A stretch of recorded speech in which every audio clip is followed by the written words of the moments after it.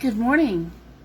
How are you guys this morning? I tried to go live a few minutes ago, but the recording was bad, so I'm doing this to my phone now. I want to jump on here and tell you a little bit about me. Purpose-driven prosperity. If you've been following for more than 3 or 4 years, you've probably heard of this. If you read my blog, you've definitely heard of it. But why? I'm actually trying to outgive God. To me, this is just a fun contest I've had going within myself for well over a decade. Actually, for over 3 or 4 decades. And I really have the belief that I can't outgive God. But it sure is fun trying. So, I've actually been a giver all my life. And to me, it's just fun to bless others. When I was first introduced to the home-based business industry back in 1991 or 1992, one of the first things I was told is to figure out your why. And you know what? That's important. It really is. But here's the thing. Not everybody's why has to do with buying a bigger house or buying a brand new car. Some people, their why just is about outblessing others. Outblessing. And you know what? This ties into my game, so to speak, with seeing if I can outgive God. Because the reality is, you can't outgive God. And I know this. I have seen this happen so many times. People I know that are givers, they are the most blessed people I know. And it's not just because they're rich, although many of them are. It's also because they're happier, they're more content. They are content with what they have, but they're also excited about seeing if they can give even more. And parents of kids, when you have kids and your kids seeing that you're a giver, it makes them want to be givers. So it really carries over to not just yourself, but it carries over to your entire family. It carries over to people you don't even know. I mean, to me, it's second nature to want to be a giver. But what do you do when you're married to somebody that's not a giver? Tell you what, I am. I'm married to somebody who flat out believes he cannot afford to give. His actions and his attitudes show it at home. You don't see this on Facebook because he's rarely on Facebook. I know he doesn't follow me. And that's probably a good thing because if he did, he'd probably put an angry symbol on most of my posts. Oh, and by the way, for those of you who also follow my blog, this is actually going to be on my blog as well. And it's not because it's controversial, because it's not. This is just, on Thursdays, I'm doing something where I'm introducing you to who I am. I want to tell you about something that Reggie Cochran taught me about. And it's called purpose-driven prosperity. This is something that Reggie introduced to me a few years ago that it flat out resonates with me. And it's because of who I am. I am a giver. And I don't care if anybody gets upset at me for giving. Sometimes it's not money that's given. Sometimes it's my time. Sometimes it's just being a shoulder to cry on. Sometimes giving isn't always about money. In fact, most of the time it's not about money. You can give every single day without giving a dime. Now, for clarity, I do believe in giving money. I do believe in blessing charities and organizations that are doing a really good thing. It's one of the reasons you're going to see me supporting these days Tom Jones, aka Quit Proof. You see me supporting Kickstart Kids for years. And while I'm planning on being one of the biggest givers to these organizations as I possibly can, I have a dream that I have a specific amount of money in mind that I want to give every single month. And I know that God's going to bless this because I'm doing it to bless others. And that's something that He honors. Reggie described purpose-driven prosperity to me this way. I have a charity that I'm passionate about. This month, I'm actually giving, actually for the next 3 months, I'm actually going to be giving to Tom Jones' charity that he's doing a fundraiser to raise money for suicide prevention for veterans. Tom is a very, very good friend with one of the biggest hearts of anybody I know. I have a certain amount of money that I'm committed to giving to him every single month for at least the next 3 months, at the very least. It may go longer than that. Doesn't mean I've given up on Kickstart Kids. I'll never give up on that organization because they're doing, again, it goes back to doing so much good. The recommended minimum is 10%. I'm actually committed to going much, much, much higher than that, up to 50%.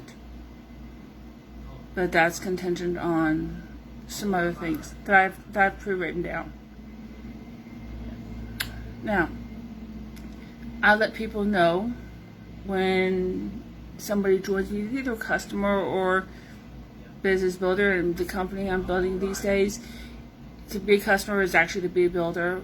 You have to ask me for information, and I'll send you a short video to watch on that if you're interested. If not, no big deal. I would love to.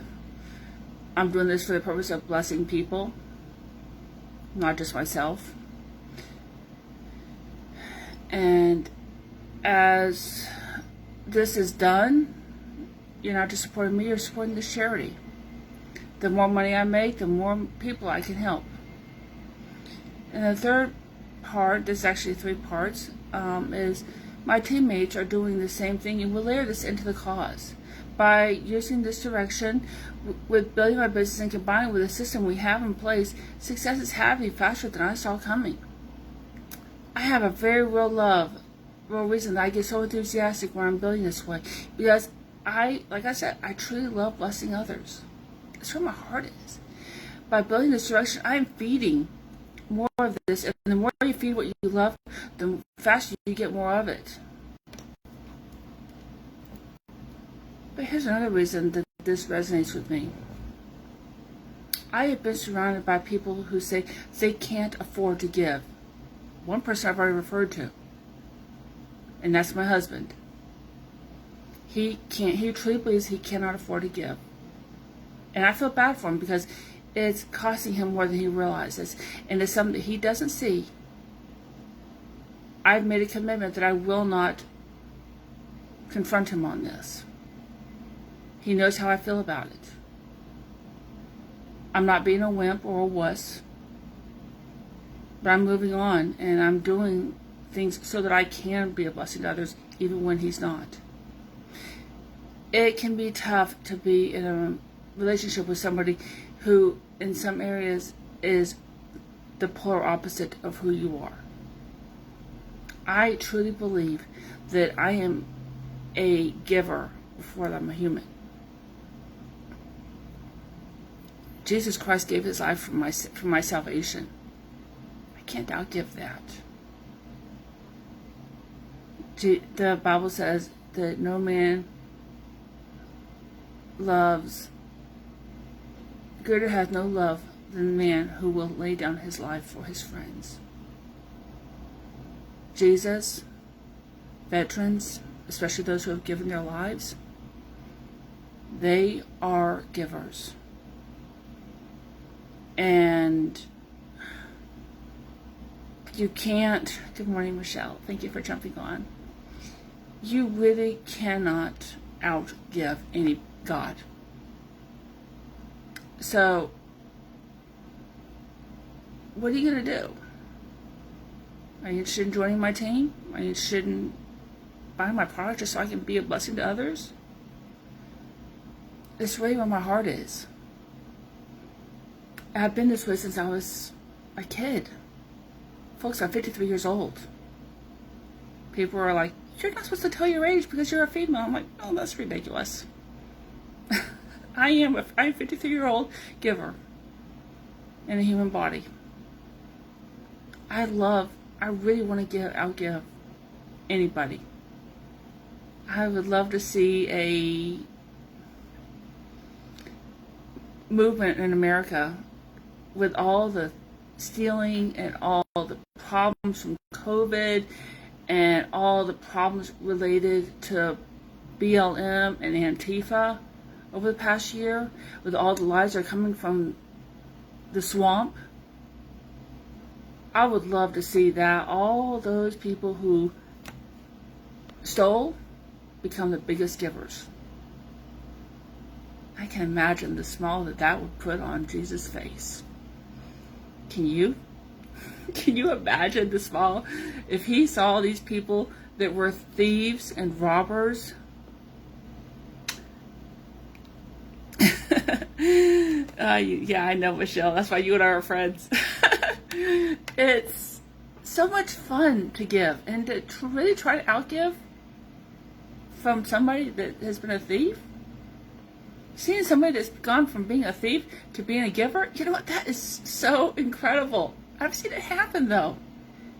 You know what? Jesus on the cross, he had two people next to him, two men, one on each side of him. We don't know what they did, but I have to believe it probably started with stealing. But you know, Jesus died for those two. And then you hear about Matthew, who was a tax collector. Tax collectors back in those days, they were thieves. Hey, exactly, Michelle, exactly. People's hearts are hard these days. And it's tough. But you know what? Even the hardest heart can be softened and even broken and turned over to Jesus. They have to be willing. They have to be searching. Exactly, Michelle. Exactly. When you're a giver, it changes your heart. It really does. I've seen this happen so many times. Not just with people I know, but with people I've read about. Especially in the Bible. I have a feeling that there's so many people in the Bible that we have not read about. Because we know that there are some people out there that have gone and said, I was lost, but now I'm found. You know what? People who are lost, they don't realize they're lost most of the time. By the way, I plan on being done with this live video by now, but I'm just not. So I'm just sitting here just talking to you guys as my friends. And I just really want to reach out to people and see and find a way to be a blessing to them. Whether it be financially or just by being a friend. It's not about what. It's about just doing it. Finding a way to give back. One of the things that Ray Hayden teaches to do is on Wednesdays, is Wealth Wednesdays, is to give money in a practical way. Might be paying for a cup of coffee for the person behind you, and doing it in such a way to somebody that cannot pay you back. You know what? Reggie for years has been pouring into me. He has been blessing me in ways that I never saw coming. When he became part of my life back in 2013, I never would have imagined the change he's helped me make in my life. I could not see them coming. But now here I am, coming up on a 10-year anniversary of when I hit rock bottom, of when I said, I don't care if I live or die. And at that point back in November of 2011, I really did not care if I was going to live or die at that point. Obviously I lived. But now I want to do so much more. And I want to be among the biggest givers to Kickstart Kids and suicide prevention for veterans that is out there. Because I really believe I can't outgive God. And ultimately, I'm not giving to Kickstart Kids or to the vets. I'm giving to God. And this is, to me, this is just as important as my 10% to 15% that I give to my church. And the ministries that I support, including Kenneth Copeland Ministries. People have said, oh, they're just about getting rich, and they're just about, I'm like, you know what? They're not just about getting rich. The friends I have connected with Eagle Mountain International Church, in Fort Worth, Texas, they are not about getting rich. They are about having money to do more to bless others. It's really that simple. It's not about getting rich. It really isn't. Some of the richest people I know are selfish. Some of the richest people I know are incredibly huge givers. They take most of what they get, and they give it back. This is the kind of person I am. I've had people say, "Well, you're just trying to get rich so you can line your bank account." No, I'm not. I've got the attitude that I want to be the biggest blessing out there. It's not about having a ton of money in the bank. It's about taking the money that I'm blessed with and blessing others with it. Well, that's about it for today. I need to go. I got some things to get done. This is going to be posted on my blog. In fact, this is going to be my blog post today. So I would appreciate if you would check my blog out, and so you can see how I'm sharing, how I'm helping people, what I'm working toward. I will be posting about a chemical that's commonly found in our foods tomorrow, so that is not safe or healthy, but yet is there. And I'm going to be coming against Monsanto on this one. And by the way, for those of you who don't know, right now I'm living in Des Moines, Iowa, and it's about time that people realize just how negative this is. To me, Monsanto is just as negative as Biden administration. And we know, and I'm not making any secret of how I feel about Biden. He's not my president. I don't care what anybody says. God bless you, and I'll talk to you soon.